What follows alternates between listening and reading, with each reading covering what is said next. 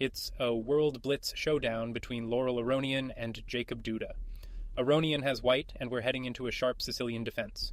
Aronian opens with pawn to e4, Duda replies with the Sicilian.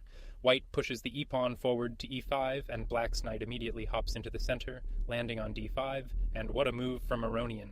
The knight lands on c3, a brilliant sacrifice. The idea is to rip open the d-file. After black takes, white's plan is to play pawn to d4 and build a monster pawn center. Duda accepts the sacrifice, and white recaptures with the pawn. Both sides develop their pieces, with black's queen coming out to b6 to put some pressure on the queen's side before returning to c7. Aronian keeps up the pressure, developing the bishop to a prime square on c4, and then begins to expand on the king side, pushing the h-pawn up to h4.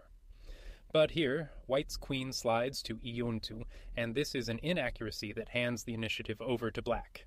The better plan was to play pawn to a4 to stop black's queenside expansion, but now Duda has a free hand to strike with pawn to b5. And Duda does not hesitate. The b-pawn storms forward to b5, immediately challenging white's control. Aronian finds a fantastic resource. The bishop drops back to d3, the only move that keeps the balance, preparing to meet black's threats. The pawn battle rages on as black pushes on the king side with f5, and white challenges back on the queen side with c4. An inaccuracy from Duda. The pawn push to b4 actually lets white off the hook. He should have played the more active knight to b4, which would have kept immense pressure on white's position. Aronian now consolidates, lifting the rook to h3, tucking the king away to f1, and using his pawns to clamp down on the queenside structure. After a pawn trade on a3, Duda castles his king to safety and brings his knight over to a5 to challenge white's queenside control. White's bishop snaps up the pawn on a4, but in return, black's bishop lands on the powerful e4 square, a real thorn in white's side. A fantastic move from Aronian. The rook slides to d1, the only way to increase the pressure. The plan is simple but strong. Play bishop to b5 and create a nasty pin. Black repositions the knight, but Aronian follows through with his plan, playing the bishop to b5. Duda ignores the pin for a moment to capture the pawn on a3, and just like that, the advantage is gone. White's knight drops back to d2, a serious inaccuracy. The winning idea was knight to g5, challenging that monster bishop on e4. Now black can punish by infiltrating with the rook to a2. And that's exactly what happens. Duda's bishop forces its way to c2, and after white defends, the black rook crashes into the second rank, landing on a2 and causing huge problems. What a find from Duda. The bishop hops to b3, the only move that keeps the pressure cranked up to the maximum and secures a solid advantage for black.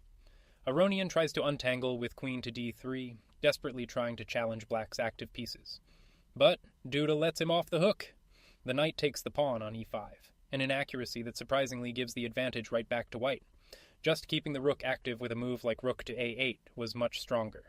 Aronian immediately recaptures as the bishop takes the knight on e5, and Duda finds the only move to stay in the game. The queen recaptures on e5, a great shot that keeps the position balanced after his last slip, and this is the decisive blunder. Queen to e3 is a huge mistake that throws the game away. The simple knight to d2 would have kept things equal, but now black can play queen to d6 and take complete control. The queens are traded off the board, and we enter an endgame where black is completely winning. Duda wastes no time, activating his king and rook to press the advantage. Aronian is in a tough spot and struggling to find the right path. He needed to find the best defensive try, and the only hope was trading bishops on a4. After black recaptures with the rook, the knight comes to d2, the rook swings to a8, and white's rook challenges on b5, holding on. But in the game, the rook moves to d3, making a bad position even worse as black is now winning material. But an unbelievable moment. Duda has a knockout blow here, but misses it. The winning move was clear, bishop to c2, a devastating fork. White might try bishop takes pawn on d7, but then bishop takes rook on b1 is crushing. After rook to d1, rook takes bishop on d7 just cleans up. Instead of that, Duda plays the bishop back to f6, a surprising mistake that lets Aronian right back into the game, but Aronian misses his chance to equalize. The position is still tricky, and the best defense was still available. He had to play bishop takes the bishop on a4. After the rook recaptures, the knight comes to d2, rook to a7, and white's rook holds the line from b5. Back in the real game, the knight simply moves to d2, another mistake, and now black is completely winning once again. Unbelievable. For the third time, Duda misses the killer blow. The king simply steps to e7, a slow move that misses the crushing bishop to c2, which would have won on the spot. The game continues, and the chaos continues. Aronian, under immense time pressure, misses the best defense for a third time.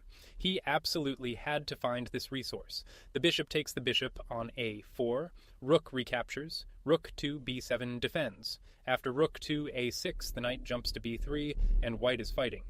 Yeah, but that didn't happen. Instead, the knight moves to f3, another mistake in this wild sequence, and black is back in the driver's seat. It's a comedy of errors. For the fourth time, black misses the win. The rook slides to a3, a mistake that keeps the game going. The simple bishop to c2 was still there, and it was still winning. Finally, the dust settles, black trades the bishop on b5 and begins attacking white's weak pawns with the rook. Aronian's last hope is to create a passed pawn on the c-file. Black's rook gives a check on b1 before repositioning to the a-file, while white's rooks try to coordinate a defense. And that's not the move. White pushes the pawn to h5, an inaccuracy that doesn't help the position, and crucially allows black's rook to infiltrate to c1, where it will win the key c-pawn. And Duda is clinical this time. The rook swings over to c1 exactly as planned, targeting that weak pawn. And that's the final nail in the coffin. The rook moves to d6, an inaccuracy that allows black to simply capture the c-pawn and liquidate into a completely winning endgame.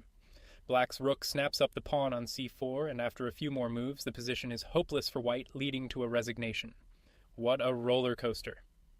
Aronian started with a brilliant sacrifice, but a mid-game blunder handed Duda the advantage. A truly chaotic endgame followed with both sides missing wins, but in the end, Duda converted his chances. Black wins.